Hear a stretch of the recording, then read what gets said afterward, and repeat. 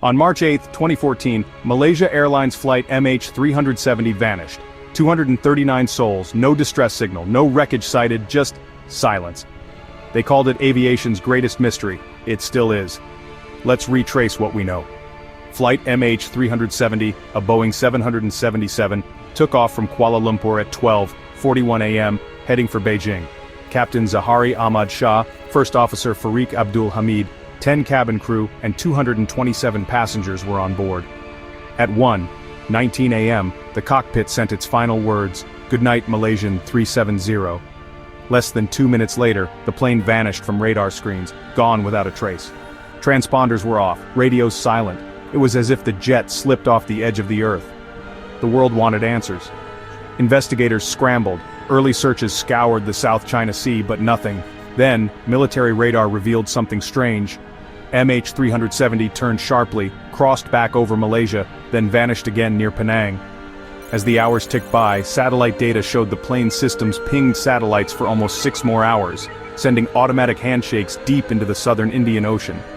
But even covering 4.5 million square kilometers of ocean, searchers found nothing.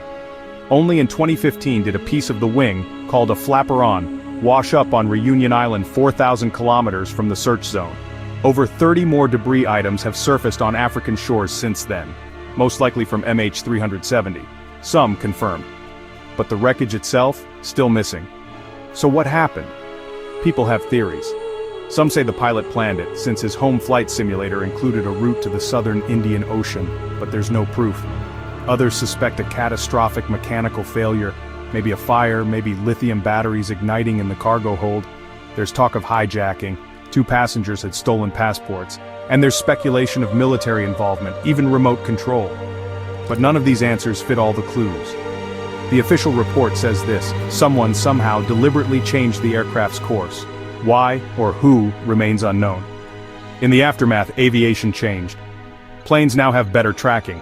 Black boxes can ping longer and louder. Search and rescue is more coordinated than ever. But the truth, it still sleeps beneath the ocean. For the families, the pain hasn't faded. 239 people lost, no closure.